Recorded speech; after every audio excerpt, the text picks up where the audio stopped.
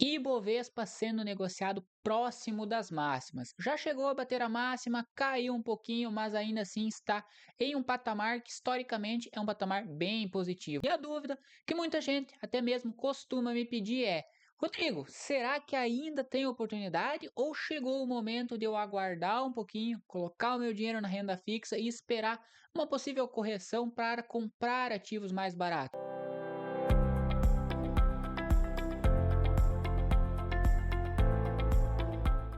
Hoje sabemos que a maioria dos ativos vem tendo uma boa valorização em 2025. Quando olhamos o próprio índice do Ibovespa, no acumulado do ano, tivemos uma valorização de 18%. Uma valorização muito positiva quando olhamos que estamos ainda aproximadamente em metade de outubro, então ainda teríamos mais um período aí que possivelmente esse retorno venha a se acumular. Olhando outro indicador, o IFIX, outro índice, nesse caso de fundos imobiliários, também o IFIX está tendo uma valorização de 14,76% no ano. Tivemos alguns fundos imobiliários em específico, como é o próprio caso do KNRI, que muita gente comenta que ele não paga um dividendo tão atrativo, e eu concordo. Ele é um fundo híbrido que, na maioria das vezes, se você compara com outros fundos imobiliários, ele possui um dos menores dividendos, mas foi uma das cotas que mais valorizou no decorrer de 2025. Também, da mesma forma que o Ibovespa, em 2024, tínhamos muitas ações e muitos fundos imobiliários em desconto, seja em desconto patrimonial ou até mesmo quando fazíamos valuation com as projeções de lucros futuros nas empresas. O IFIX foi outro que trouxe um excelente desempenho, vem trazendo um bom desempenho em 2025. Olhando agora para, por exemplo, o ouro. Nesse caso, eu peguei um ETF, que é o IA, um ETF negociado lá nos Estados Unidos, um dos maiores do mundo, que é derivado, no caso, que investe diretamente no ouro. O ouro, por si só, teve uma valorização extremamente positiva quando olhamos o seu histórico, valorizando 50% nesse ano. Aqui, claro, é negociado em dólares, então também leva em consideração a variação cambial quando fizemos comparativo, por exemplo, com o real. Mas quando você olha, por exemplo, um histórico máximo do ouro, você pode perceber que ele teve sim algumas valorizações, mas na média ele não girava muito longe perante o que ele cresceu. Por exemplo, aqui de 2023 em diante. Realmente, o ouro em cenários de estresse, ele possivelmente sempre tem um desempenho positivo, visto que volta aquela velha história da reserva de valor. O pessoal às vezes acaba esquecendo, e eu falo por mim mesmo, como investimento. Muita gente não busca o investir em ETF, por exemplo, de ouro, devido à rentabilidade ser bem ruim em cenários normais, digamos assim. O ouro ele é muito usado como uma reserva de emergência. Quando possuímos cenários de estresse com muita incerteza, seja incerteza global, certeza de alguma moeda, o ouro ele tende a se valorizar. E foi o que aconteceu agora no curto prazo. Até mesmo, deixa a sugestão para vocês. Se vocês quiserem assistir um vídeo sobre o ETF Gold 11, eu vou deixar aqui em cima no card o vídeo completo onde eu fiz essa análise desse ETF que ele é negociado na B3. Então, quem sabe, pode fazer sentido para você que nunca investiu em ouro e busca uma exposição, ainda mais nesse momento que ele está bem valorizado. Quem sabe você pode estudar entrar diretamente no Gold 11 direto na B3. Não sabemos se essa valorização vai continuar. Eu, particularmente, não invisto no ouro pensando em rentabilidade, mas sim pensando em reserva de valor. E nesse caso, pode ser uma alternativa de estudo para você também. E claro, não podemos deixar de lado as bolsas americanas, que também tivemos um desempenho negativo no início do ano, apresentou algumas oportunidades, mas no decorrer de 2025, até nos dias atuais, vem tendo uma valorização de quase 15%. Então, basicamente, pessoal, a maioria dos mercados, aqui eu não citei Bitcoin, mas o Bitcoin também está nas máximas, não teve um desempenho tão forte assim em 2025, mas podemos consultar, por exemplo, a valorização de 10% em 2025. Não foi a das melhores, ainda mais quando comparamos aos últimos anos do Bitcoin, mas mesmo ele tendo uma correção ali logo no início do ano, teve algumas quedas, ele ainda assim está apresentando um cenário positivo. Então, de modo geral, falando genericamente, os principais índices brasileiro de ações, IFIX, índices americanos, Bitcoin, ouro. E quando falamos do dólar propriamente, o dólar foi a única moeda hoje que desvalorizou. Então, nós que investimos em reais, tivemos aliado à valorização, por exemplo, das ações, dos fundos imobiliários, tivemos a valorização da nossa moeda. Que convenhamos, pessoal, isso é até um pouco difícil de acontecer. De modo geral, historicamente, quando olhamos, e também quando fizemos o comparativo da solidez entre dólar e real, sabemos que na maioria das vezes o real perde desempenho quando comparado ao dólar. E esse ano foi o contrário. Esse ano, por exemplo, o dólar ele caiu 15% quando comparado ao real.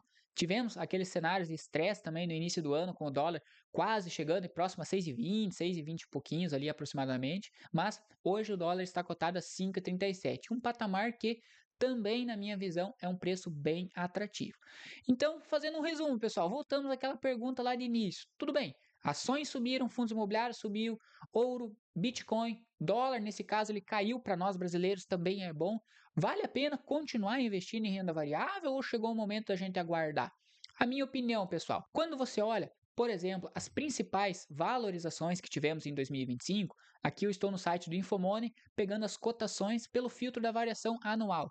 Tivemos, por exemplo, Cogna, uma empresa de educação valorizando quase 200% no ano, CIA, empresa de varejo, Cury, construção civil, Direcional, Cirela, também de construção civil. Vocês podem perceber que essas 5 primeiras empresas são empresas bem sensíveis a juros. Setores educacionais, construção civil e varejo, em cenários com projeções de queda de juros, eles tendem a se valorizar. Ah, Rodrigo, mas a Selic está no patamar máximo, como que está tendo toda essa valorização? Concordo contigo, a Selic ela está no patamar máximo, mas quando você olha a curvatura dos juros futuros, isso já projetando os juros nos próximos anos, a taxa já tem previsão de queda. Até mesmo agora, para o curto prazo, possivelmente início de 2026, tenhamos os primeiros cortes na taxa Selic.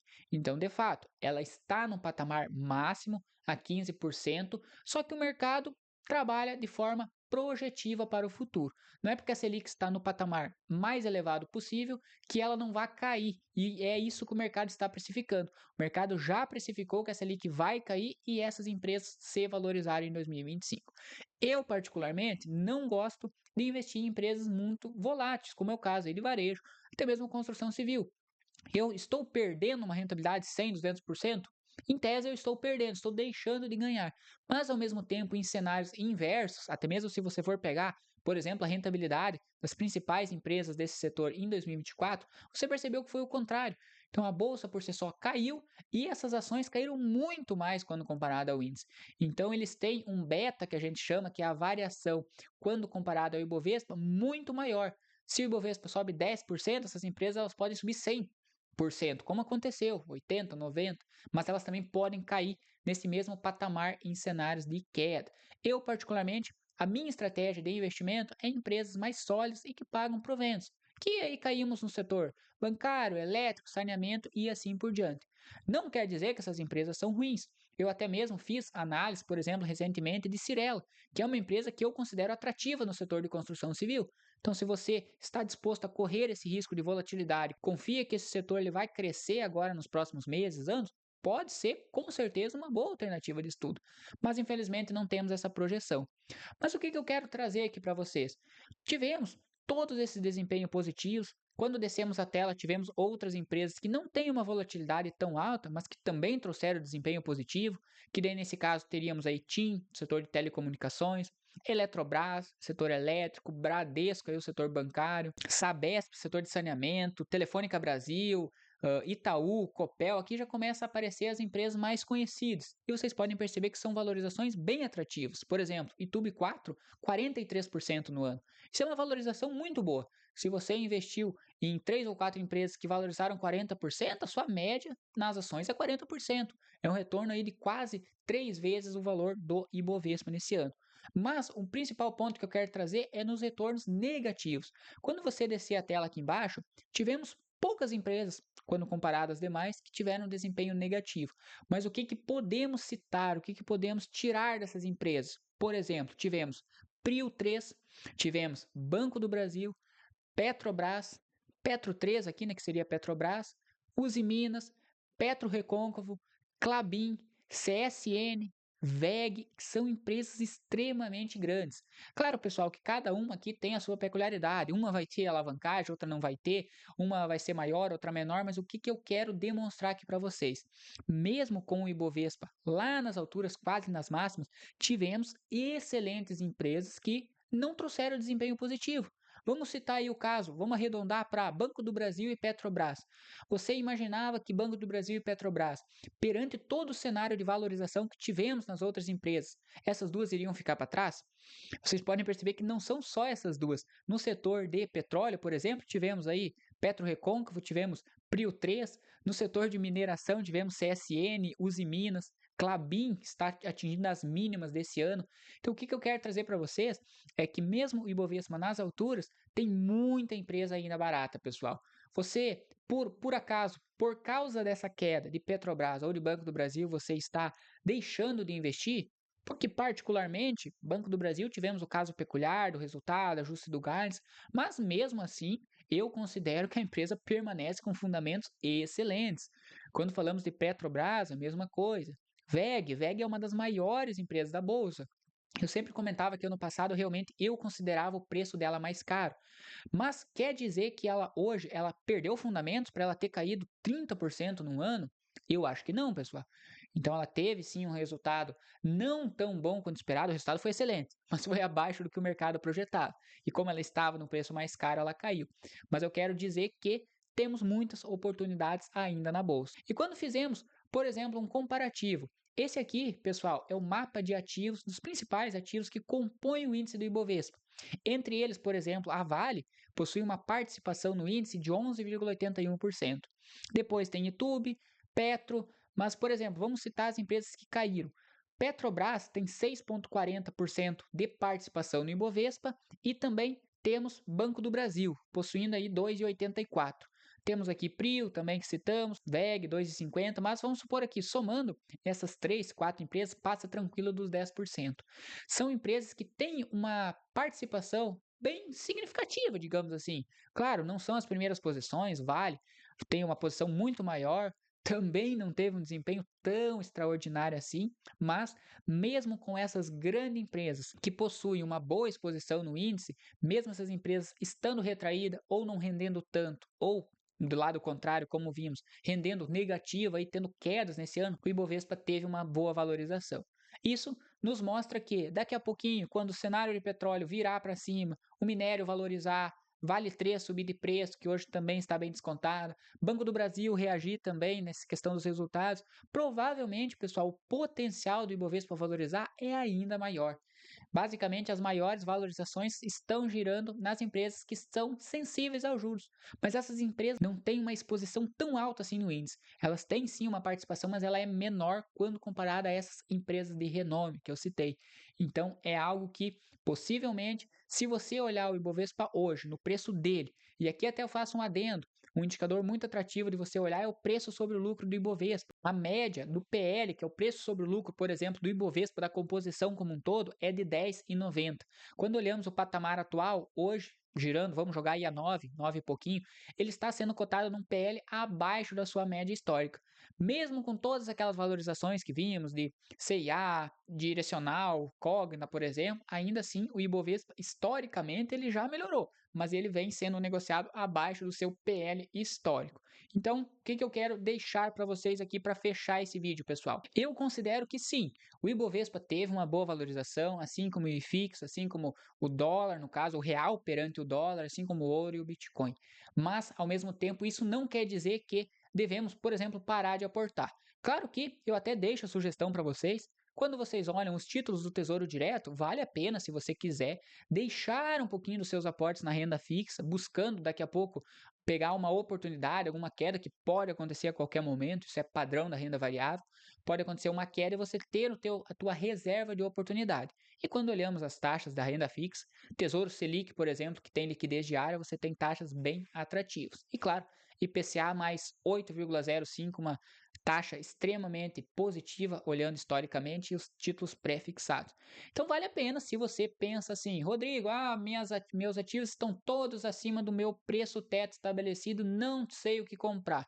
Ok, coloca na renda fixa, tem um retorno perante a média histórica também da renda fixa muito positivo, sem risco nenhum, e aguarda um momento em que aquela empresa que você tem em portfólio diminuir a cotação abaixo do seu preço teto, aí sim você faz novos aportes. Mas eu agora, falando como investidor, eu considero, olhando o PL do Ibovespa e principalmente fazendo essa análise aqui das quedas que teve nesse ano e estudando algumas empresas individuais, eu considero que muitas delas estão apresentando oportunidade.